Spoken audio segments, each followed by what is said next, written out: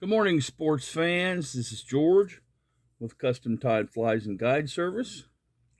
And this morning, boys and girls, we are going to be tying the James Wood Bucktail. And don't let this title fool you. It is not a standard bucktail streamer. It just has a very little bit of white bucktail in it. So when it's done, it will look like this. And to tie this, you'll need, of course, a hook, a 3X shank streamer hook. I'm using a Mustad 9672. Black or blue thread. I'm using black Danville Fly Master and a 140 denier. The abdomen is yellow chenille. This is medium yellow chenille. And the head is light blue chenille. And the collar is strands of white bucktail.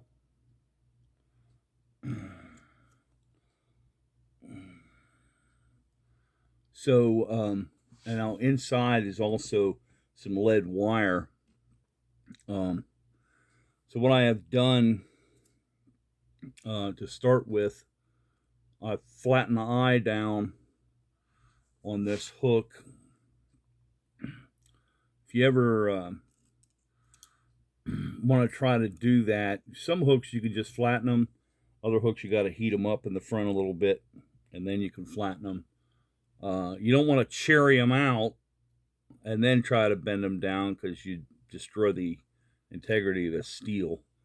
But you know, just warm them up a little bit, make the metal a little pliable.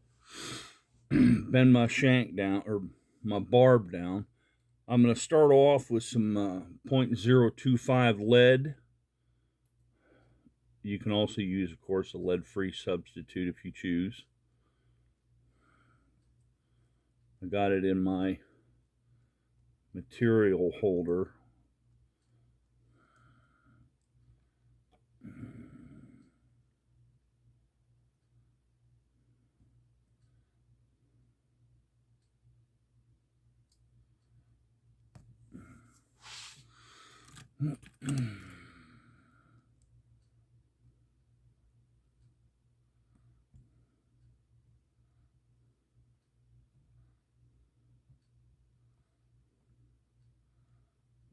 Okay, good.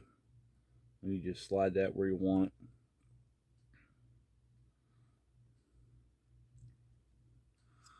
it. Build you a little thread dam here in the front. Take big wide loops gently across the lead. Build another dam in the back. And then you can start kind of mummifying it.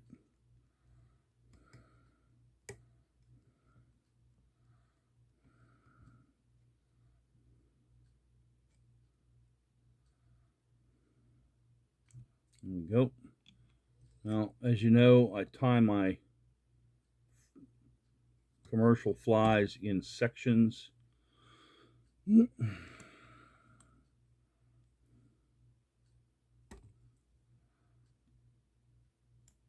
So this would be step one.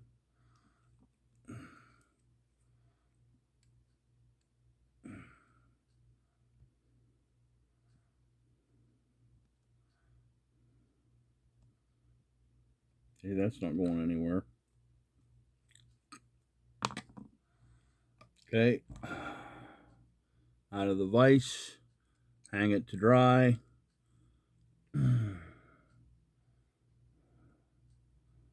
And This one's already dry. Okay, so now my yellow.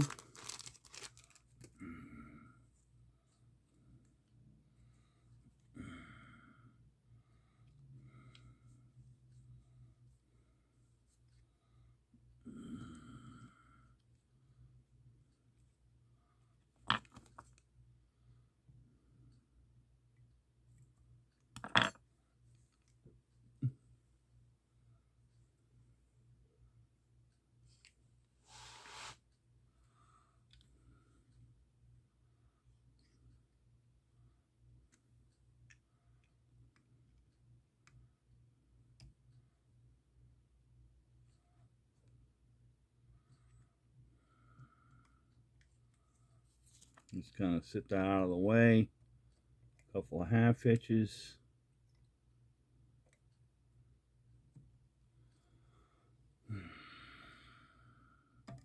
Bring your bobbin cradle over.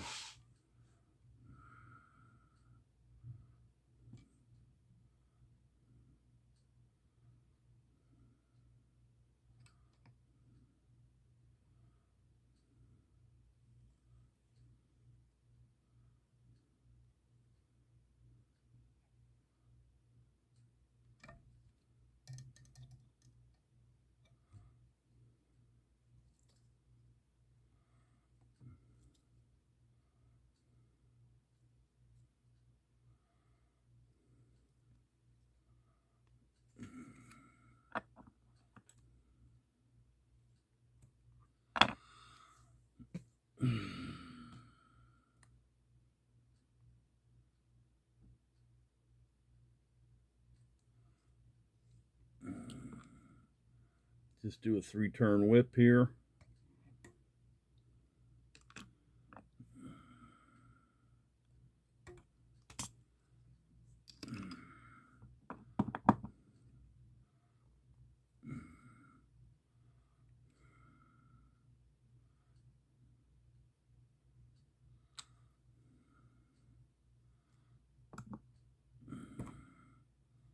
Hang that to dry. Okay, now comes the fun part. Getting the deer tail on here right is a little challenging because you don't want it real heavy. It needs to be real sparse. Real sparse. And, you know, like those of you who've tied clousers in the past, they say sparse, they ain't kidding, right?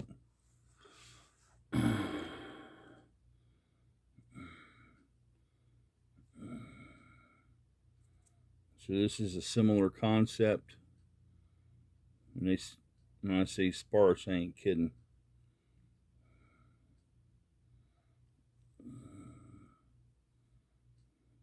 Kind of even the tips up best you can.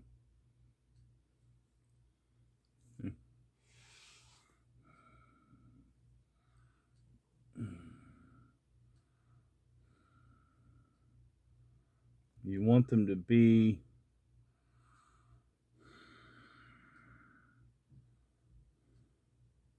not too far behind the bend, but just past it.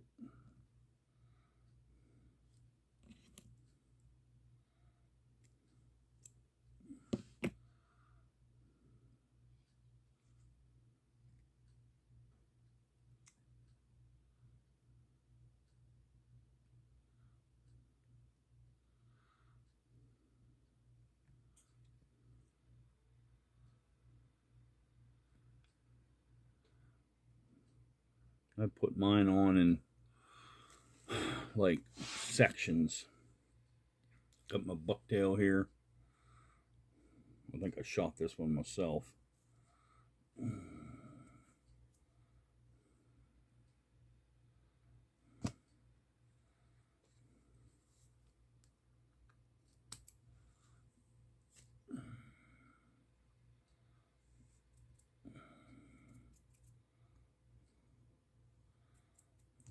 So by the way, material sources, like I said, I think I just shot this bucktail myself. this is November, so of course the deer are in a rut right now, and people are out hunting them. Some states you can get one, some states you can get, I don't know, 5, 6, whatever you can get. But, you know, then you gotta get them processed. And the butcher you're gonna have them processed with wants $50 in the head and hide. And you wonder, hey, what does he do with the head and hide? Well, tell you what he does with the head and hide. Normally, in a country community, there is a furrier, and he collects all those hides and sells them to companies that make deerskin clothing. And a lot of times, the tail of the deer gets kind of, you know, overlooked because it's just a tail. What the hell do we care about a tail? So he chops them off, and, you know, he could probably sell them to somebody else. So he puts them in a fridge. And then, you know, some company that sells stuff made out of deer tail, or some company like Hairline or Nature Spirit wants to buy up a bunch of bucktails, they go to all the furriers and buy up the bucktails. So, what I did when I lived up in Pennsylvania, I knew the furrier, and I mean, I made sure that I knew the furrier. I got him a bottle of Scotch whiskey, and whenever somebody would bring in a head and hide, he'd call me up, I'd get the tail. I must have collected, I don't know, 50 tails that year. And then I just, you know, just dyed them myself. Used RIT dye to dye them myself. Works good. I like RIT dye. Another thing that works good to dye stuff is Kool-Aid.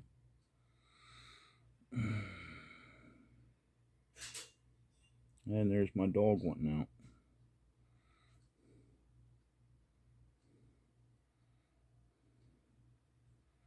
You should see her. She's a Great Dane. She's so cute. She does everything with us. She loves riding in the car.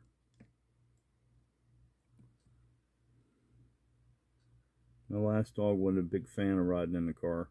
Every time you put her in a car, she'd puke.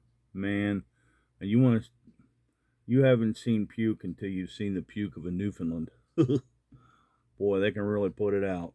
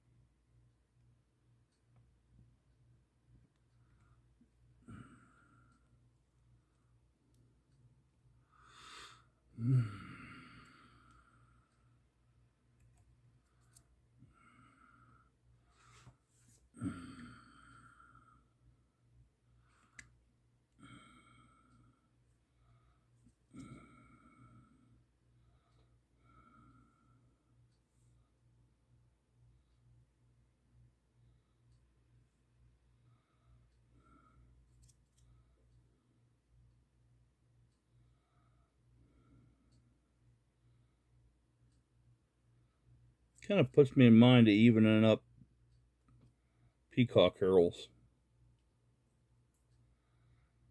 You know, you think you got a long one and you tug on it a little bit and whoop, out it comes.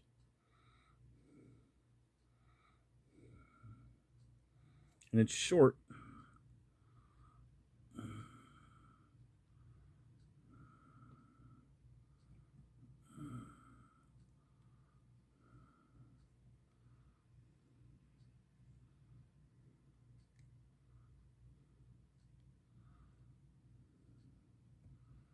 So like I said, putting this bucktail on is kind of a pain, but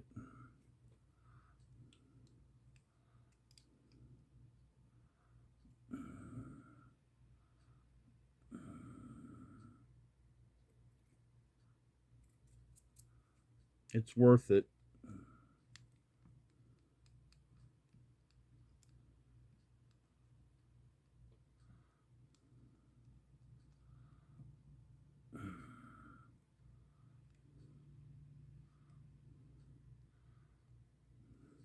This fly would have a lot of interesting applications. You wouldn't necessarily just have to chase bass with it because it's supposed to be a bass fly, but you know, you can tie it smaller, and the bluegills would tear this up. Tie it in like a 12 with mini chenille. That'd be really cool looking.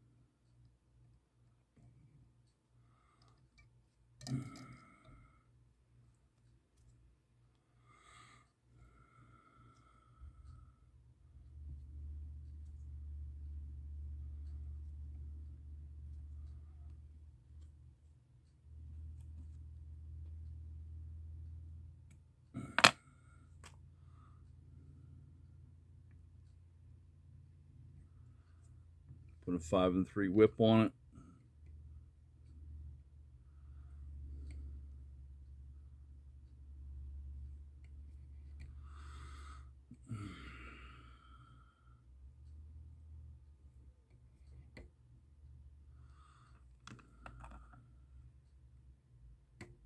A little dollop of head cement.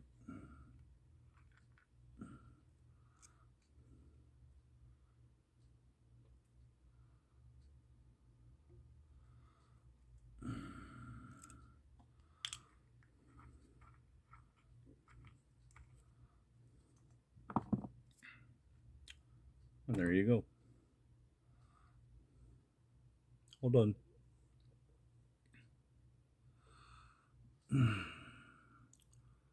Okay. So again, thank you for stopping by, checking this out. If you enjoyed what you saw, please like and subscribe to my YouTube channel. And this has been George with Custom Tied Flies and Guide Service. Excuse me. If you like, you can stop by the virtual fly shop at customtied.com. It's custom-tied.com. Have a splash. Don't forget the dash. You can also find our virtual fly shop Facebook page at Custom Tyer. That's TYER 02 on Facebook page.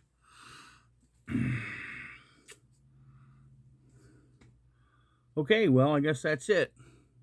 Happy tying.